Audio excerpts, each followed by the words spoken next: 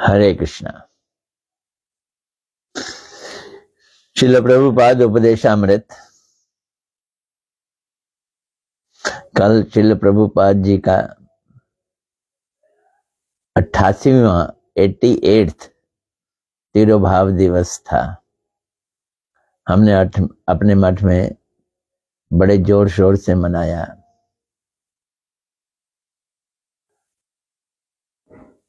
और आज हम उनकी कथा लेके, उपदेशामृत लेके प्रस्तुत हुए हैं। तो कल का तिरोभाव दिवस अभी चल रहा है उनके उपदेशामृत के द्वारा।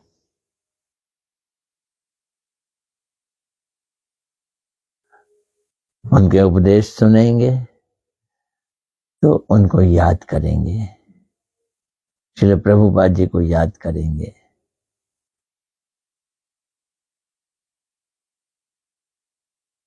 तो आइए पहले गुरुदेव को प्रणाम कर लेते हैं। नमो विष्णुपदाय राधिकाय प्रियात्मने श्रीमद् भक्ति वेदांत नारायण गोस्वामी इति नामने श्री कृष्ण लीला कथने सुदक्षम उदारे माधुरे गुणैश्च युक्तम वरम वरेण्यं पुरुषं महांतम नारायणं तमाम शिरसा नमामि।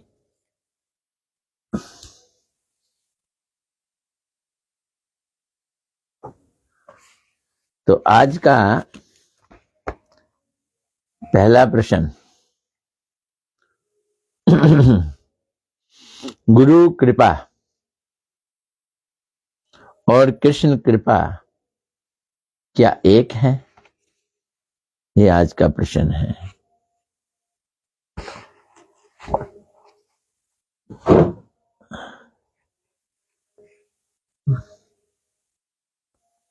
श्री प्रभुपाद जी कहते हैं, गुरु कृपा और कृष्ण कृपा अलग नहीं है। ये जी उन्होंने घोषणा कर दी, प्रभुपाद जी की घोषणा। गुरु कृपा और कृष्ण कृपा अलग अलग नहीं है। हम लोग ये पूछें अगर कि इंजन और डिब्बे अलग अलग हैं क्या, तो हमें पता चलेगा नहीं। इंजन रेलगाड़ी का इंजन जिस दिशा में जा रहा है, डिब्बे भी उसी दिशा में जा रहे हैं। तो गुरु की कृपा और कृष्ण की कृपा अलग नहीं है, ये प्रभुपाद जी कह रहे हैं। गुरुदेव कृष्ण भजन के अतिरिक्त और कुछ नहीं करते। अच्छा, गुरु जिनकी कृपा मिलती है, उनका कार्य क्या है? सिर्फ कृष्ण भजन।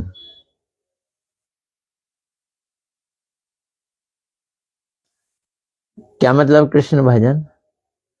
कृष्ण भजन का मतलब है कृष्ण की सेवा। कृष्ण की सेवा, भजन मैंने सेवा।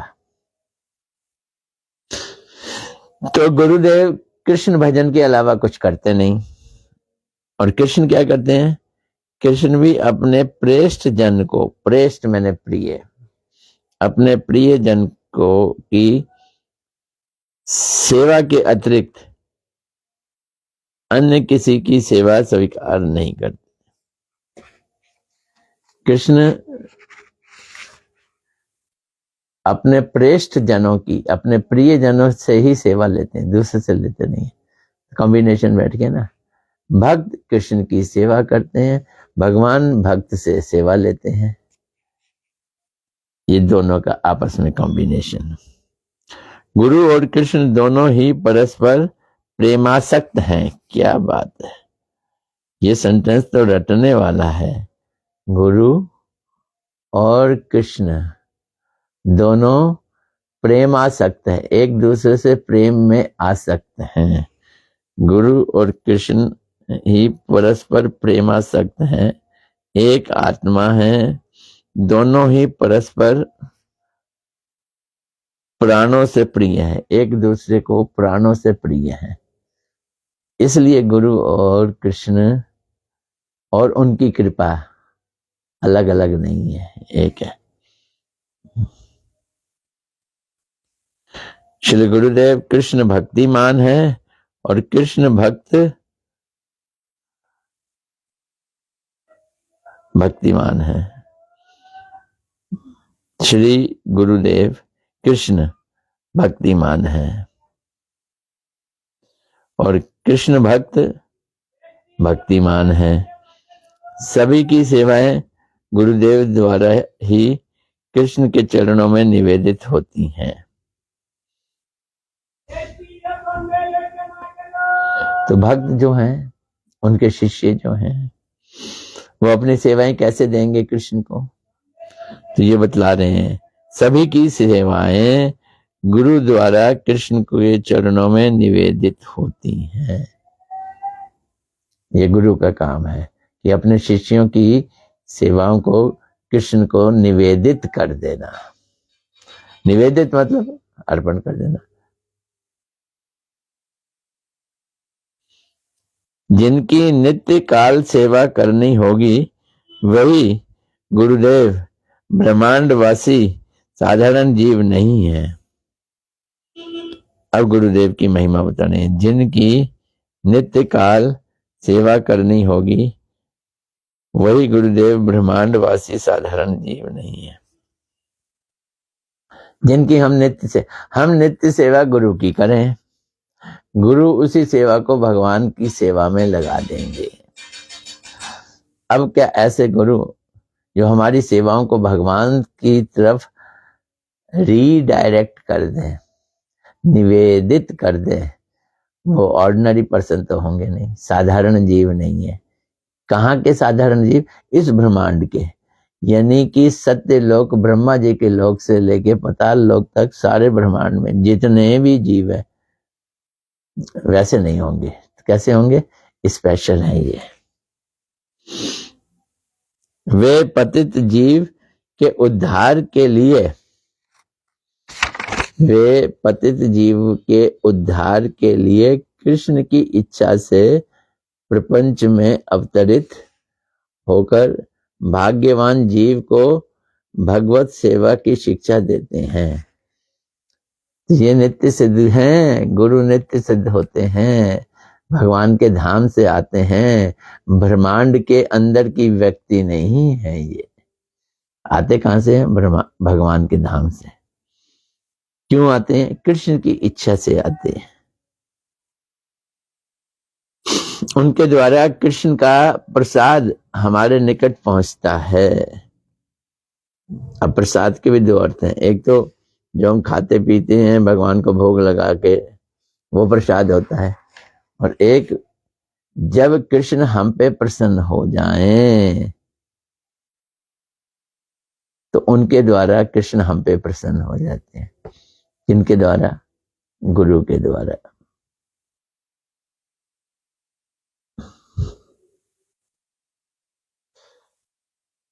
अब दूसरा प्रश्न है, ये बड़ा प्रैक्टिकल क्वेश्चन है, हमारी जिंदगी का है। प्रभुपाद जी कहते हैं, असुविधा होने पर भक्त क्या करते हैं? यहाँ असुविधा का क्या अर्थ निकाला जाए? विपत्ति आने पर नहीं, विपत्ति शब्द नहीं बोला, असुविधा बोला है। तो भगवान की सेवा करने में रुकावट, हाँ ये भी हो सकता है। तो प्रभुपाद जी क्या ले रहे हैं? असुविधा में डालकर भगवान हमारी परीक्षा लेते हैं। असुविधा अगर भक्त के जीवन में आती है, इम्पेडिमेंट, रुकावट, समस्या, तो ये भगवान अपने भक्त की क्या करते हैं? परीक्षा करते। मेरा जैसा भक्त कहाँ परीक्षा देगा? गुरुदेव परीक्षा से दूर करो। तो भगवान परीक्षा करते हैं, गुरुदेव जाके हमारी तरफ से परीक्षा दे दें, हमसे तो होगा नहीं। जो यथार्थ भगवत सेवक हैं वे किसी भी अवस्था में विचलित नहीं होते। असुविधा आएगी, विचलित नहीं होंगे। तो विचलित ना होकर समस्त अवस्थाओं में काय मनोवाक्य से भगवान की सेवा करते रहते हैं। इसमें कोई वो रुकावट नहीं डालते। कैसे सेवा करते हैं? काय, मन और वाक्य। मनसा वाचा कर्मा, काय, मन और वाक्य।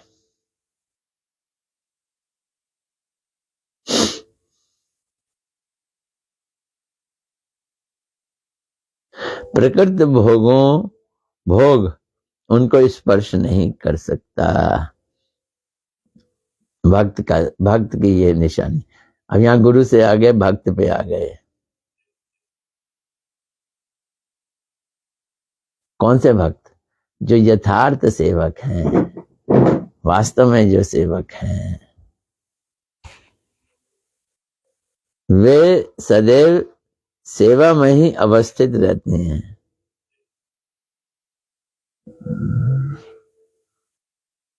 एक तो प्राकृत भोग उनको स्पर्श नहीं करते और हमेशा सेवा में लगे रहते हैं। अगर भोग करेंगे तो सेवा कब करेंगे? तो सेवा करते हैं तो भोग कर ही नहीं सकते। भोग की गुंजाइश ही नहीं है, भोग के लिए समय नहीं होगा। वे जानते हैं सेवा ही मेरा जीवन है। क्या है मेरा जीवन? सेवा मेरा जीवन है। वास्तव में अगर सेवा की इतनी ललक हो, मंजरी भाव जो हम रटते हैं, गुरुदेव के द्वारा बताया गया है, ये सेवा भाव ही है। राधा जी की सेवा में इतना एब्जॉर्ब हो जाना कि राधा जी का हृदय आपके हृदय के साथ तादात्म्य कर जाए, ट्यून हो जाए, ये है मंजरी भाव।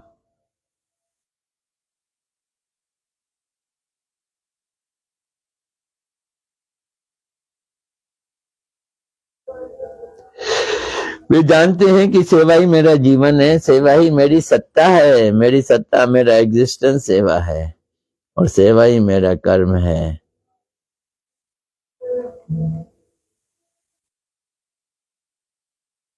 इसके अतिरिक्त जो कुछ है वो ये संसार है जिसमें मृत्यु है, मृत्यु संसार है। बहुत छोटा प्रश्न और बहुत छोटा उत्तर। क्या किसी को वैष्णव किया जा सकता है?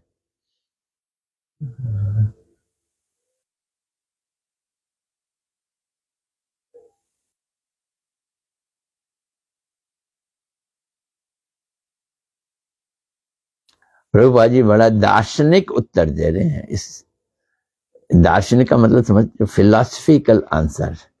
क्या आंसर है? वैष्णव हुआ या किया नहीं जाता।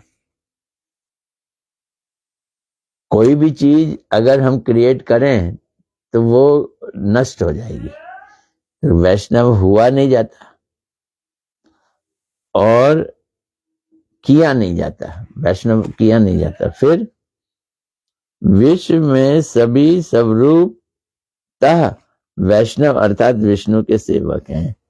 स्वरूपतः सभी वैष्णव ही हैं, विष्णु के सेवक हैं स्वरूपतः। इस स्वरूप को साधु संग में अनुभव किया जा सकता है। तो अपनी नेचर से हम भगवान के सेवक ही हैं, सभी लोग। पर इसको उपलब्ध कैसे होगा? साधु संग से। इस स्वरूप को साधु संग में अनुभव किया जा सकता है। मैं कृष्ण का सेवक हूं। कैसे पता चलेगा? साधु संग में। है छोटा सा उत्तर।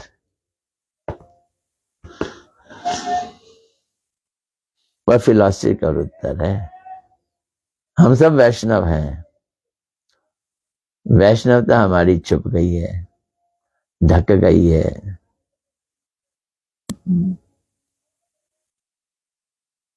तो क्या करेंगे? साधु संग में जाएंगे, वैष्णवता प्रकाशित हो जाएगी। वैष्णव बनाया नहीं जाता, क्रिएट नहीं किया जा सकता। वैष्णव तो हैं ही हम, विष्णु के सेवक हैं।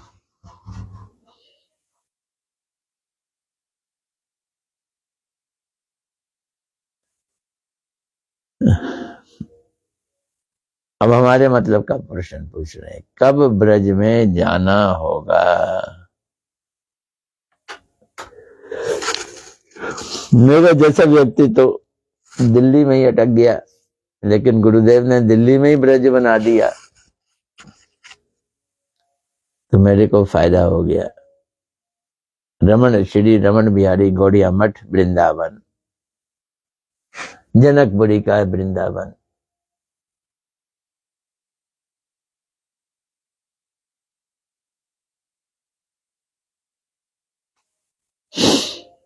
अगला प्रश्न,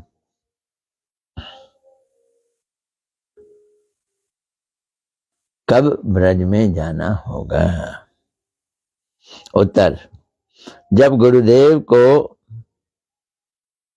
गदाधर पंडित से अभिन्न समझेंगे। बाप रे बाप, प्रभुपाद जी कई बार बड़े जबरदस्त गहरे और रहस्यमय उत्तर देते हैं। एक बार दिमाग सोचना पड़ता है, ये गदाधर पंडित कहां से आ गए? श्री कृष्ण चैतन्य प्रभु नित्यानंदा, श्री अद्वैत गदाधर शिव सदि गौर भक्त वृंदा। तो जब गुरुदेव को गदाधर पंडित से अभिन्न समझेंगे। गदाधर पंडित कौन? राधा रानी। अपने एक प्रश्न के उत्तर में पहले प्रभुपाद जी ने कहा था, गुरुदेव को महाप्रभु से अभिन्न समझेंगे। महाप्रभु कौन? राधा भाव लिए हुए कृष्ण। और गदाधर पंडित कौन? राधा रानी। वहां कहा था गुरुदेव ने कि गदाधर को महाप्रभु से अभिन्न समझेंगे, इसका मतलब ये है महाप्रभु के अत्यंत प्रिय हैं। ये प्रियता का गुण जो है वो दो जनों को अभिन्न कर देता है।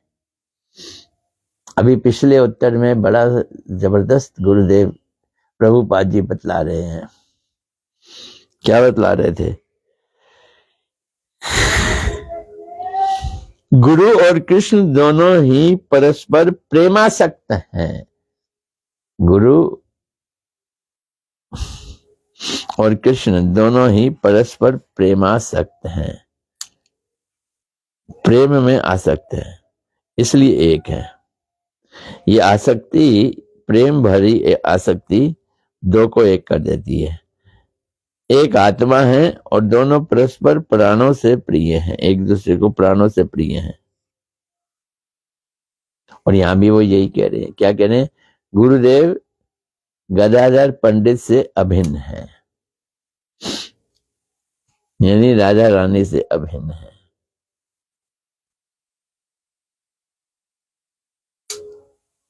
तभी ब्रज में जाने का मार्ग प्रशस्त होगा। जब सोचने लगे कि वे वैसे नहीं हैं, तभी मुश्किल होगी। जब हम ये सोचे कि नहीं नहीं नहीं नहीं गुरुदेव ऐसे नहीं है, तो मुश्किल होगी। कैसे नहीं है? गदाधर पंडित के सेवक नहीं है, या गदाधर पंडित से अभिन्न नहीं है। यहाँ भिन्न और अभिन्न का क्या मतलब है? अभिन्न मैंने प्रेमासक्त हैं। कौन कौन? गुरुदेव और गदाधर पंडित।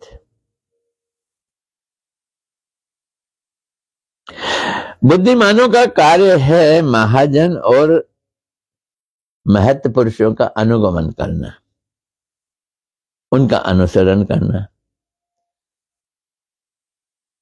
स्वयं नाप लूंगा ये विचार विश्व दर्शन का विचार है, भोग का विचार है। मैं नाप लूंगा, मतलब मैं मेजर कर सकता हूं। यानी कि हम सीमित वस्तुओं के चक्कर में पड़ गए जिनको मेजर किया जा सके, जिन्हें नापा जा सके। अब भगवान को तो नापा जा नहीं सकता, भगवान की दुनिया को भी नापा नहीं जा सकता। तो प्रभुपाद जी ये नहीं कह रहे कि मैं माया में हूं, बद्दू नहीं। क्या कह रहे हैं?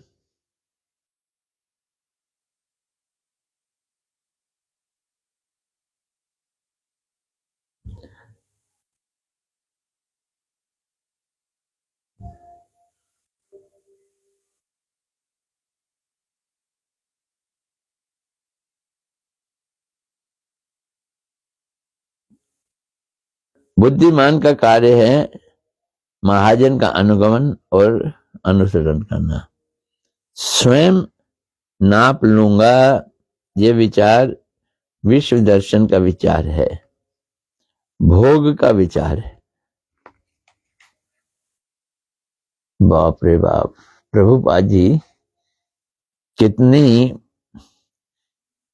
कॉम्प्लेक्स स्टेटमेंट देते हैं।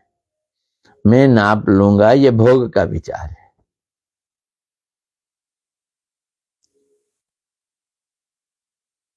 इससे संसार प्राप्त होगा, ब्रज नहीं। जब हम नापने वाले कार्यों में लगे रहेंगे तो हमको ब्रज नहीं मिलेगा।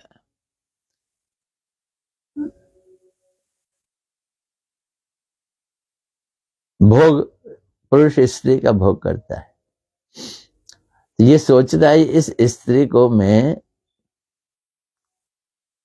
अपना लूंगा, इसको मैं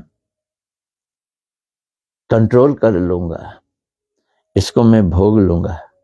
नाप लूंगा ही हो गया ना।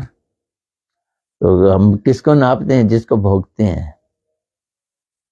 प्रभुपाद जी जो शब्द कह रहे हैं उसको हम बूझो तो जाने पहेली जैसे हैं। अगर ये विचार है कि मैं नाप लूंगा तो ये भोग का विचार है, इससे संसार प्राप्त होगा, ब्रज प्राप्त नहीं होगा। भोग बुद्धि से विश्व दर्शन असुविधा की बात है। विश्व नहीं देख सकते हम भोग की बुद्धि से। हम विश्व के ऊपर प्रभुत्व करेंगे, इस भावना से प्रेरित होकर जो विश्व दर्शन है वे हमारे बंधन का कारण है। हम विश्व दर्शन कर रहे हैं किस विचार से?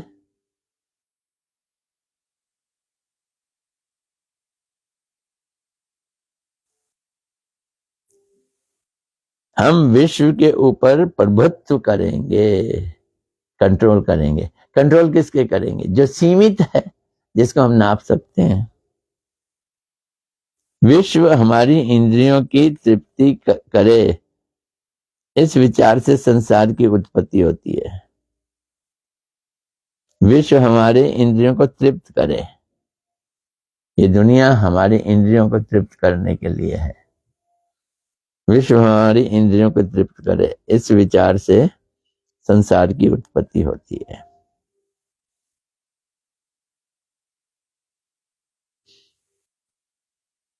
तो क्या है टेक ओवर मैसेज? क्या है?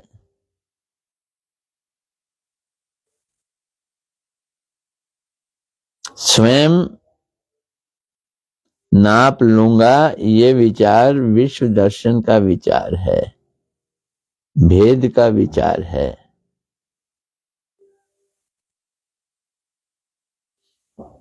इससे संसार प्राप्त होगा, ब्रज नहीं। अगला प्रश्न।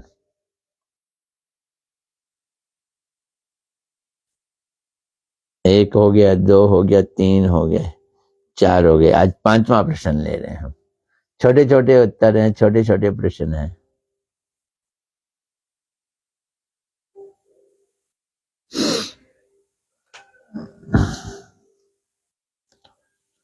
कभी लोगों की चित्त वृत्ति किस प्रकार की है? कर्मी लोगों की, कभी नहीं। कर्मी लोगों की चित्तवृत्ति किस प्रकार की है? हम कर्म करेंगे, फल भोगेंगे। चलो प्रभुपाद जी क्या कहते हैं सुनते हैं। एक व्यक्ति जल में डूब रहा है,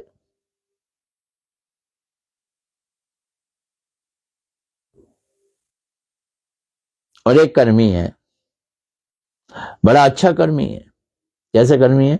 दूसरों का भला करने वाला कर्मी, बड़े हितवादी कर्मी। वो क्या चिंता कर रहा है? उसकी चिंता धारा है कि उस डूब रहे व्यक्ति के जूते और कुर्ते को बचाना है। उसको बचाने के लिए नहीं, उस ड्राउनिंग मैन, डूब रहे व्यक्ति के जूते और कुर्ते को बचाना है।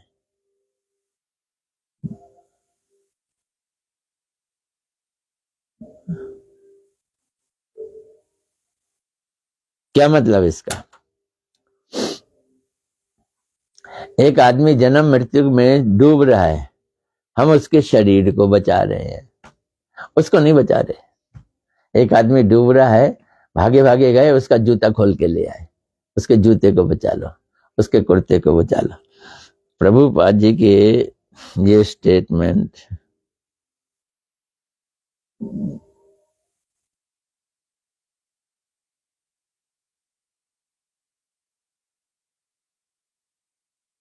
पश्चिम देशों के धर्म में भी मनुष्य के आवरण का उपकार करने की बात कही गई है। अब पश्चिम देश की जो फिलॉसफी है, क्रिश्चियन फिलॉसफी वगैरह कोई भी ले लो, तो वो यही है ना, वो भगवान को धन्यवाद देते हैं। Thank you God for good food, अच्छे खाने के लिए धन्यवाद। भगवान हमको सुख देंगे, हमारे शरीर का भला करें। अधिकतर धर्मों को इसी चीज को माना जाता है, शरीरों का भला करना। शरीरों का भला करना क्या क्या मतलब है? कि डूबते आदमी के जूते और कुर्ते को बचाना। वाह, ये याद करने वाली बात है प्रभुपाद जी की। मनुष्य का उपकार करने का अर्थ अनेक लोग समझते हैं कि मनुष्य के, क्या समझते हैं? मनुष्य के आवरण का उपकार करना है। अब इसको समझा रहे हैं प्रभुपाद जी। क्या करना है? मनुष्य के आवरण का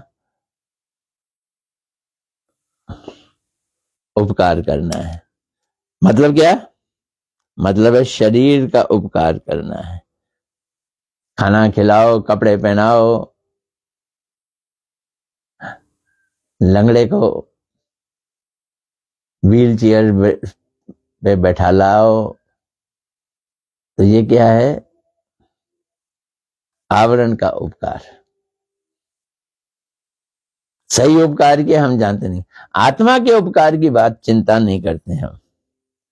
जीवात्मा के ऊपर जो देह और मन रूप स्थूल और सूक्ष्म दो आवरण हैं, देह का और मन का, स्थूल आवरण और सूक्ष्म आवरण। मानव जाति उन दोनों आवरणों के क्षण स्थायी और विश्वासघातक उपकार को ही उपकार मानती है। तो अपने को मनुष्य कहते हैं, अपने को सज्जन कहते हैं। इसको प्रभुपाद जी ने यूज किया शब्द परहितवादी, दूसरों का हित चाहने वाले। परहितवादियों की क्या सोच है? जीवात्मा के ऊपर जो देह और मन रूप स्थूल और सूक्ष्म दो आवरण हैं, मानव जाति उन दोनों आवरणों के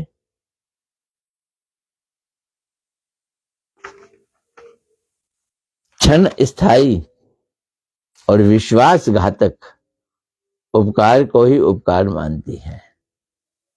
शरीरों के उपकार को। कैसे हैं शरीरों के उपकार?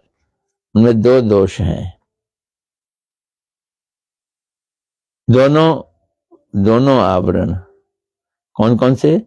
स्थूल और सूक्ष्म आवरण मनुष्य के ऊपर जो आ गए हैं। मानव जाति उन दोनों आवरणों को क्षण स्थायी और विश्वास घातक उपकार को ही उपकार मानती है। हमें लगता है उपकार होगा, उपकार होता नहीं, ये विश्वास घातक है।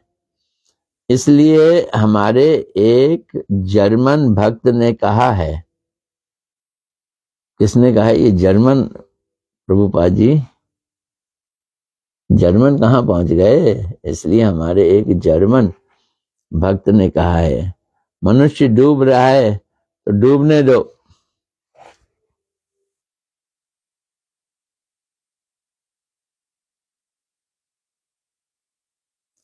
मनुष्य की आत्मवृत्ति अधपतित हो रही है तो होने दो, परंतु मनुष्य की देह और मन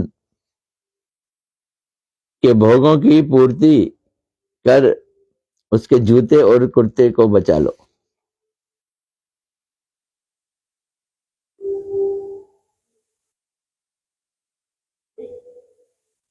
इसे ही वो मनुष्य का उपकार मानते हैं। देखो ना कितने दुख की बात है। प्रभुपाद जी इसमें समाप्त कर दें, कितने दुख की बात है।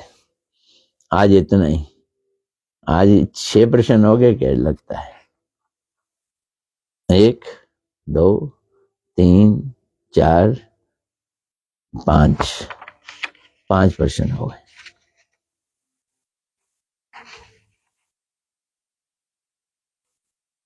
चलो अब कल करेंगे, आज इतना ही। हरे कृष्णा कृष्णा कृष्णा हरे हरे, हरे राम राम राम हरे हरे। देखे कौन कौन आया है। सबसे पहले आने वाले वीना बल्ला जी, हरे कृष्णा धन्यवाद। पूजा जी आ गई, हरे कृष्णा धन्यवाद। मनीष मानो, हरे कृष्णा। मनु मानो नहीं, मानु मनीष मानव, हरे कृष्णा धन्यवाद। अंशिता जी आ गई, हरे कृष्णा धन्यवाद।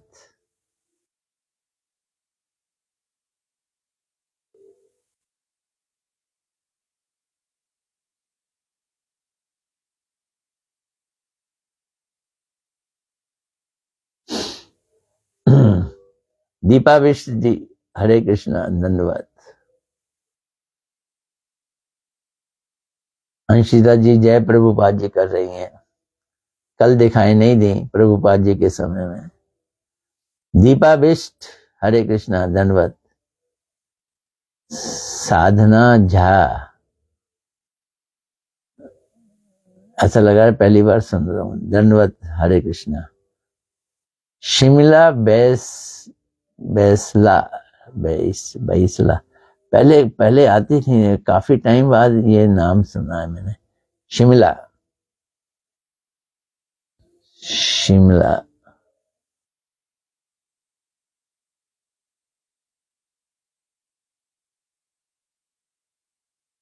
मीना भल्ला जी, हरे कृष्णा धन्यवाद। मीनू शर्मा जी, हरे कृष्णा धन्यवाद।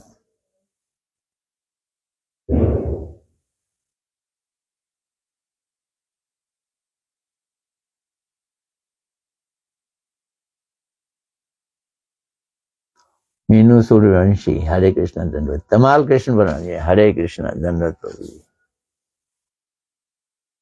चलो आज इतना ही, हरे कृष्णा।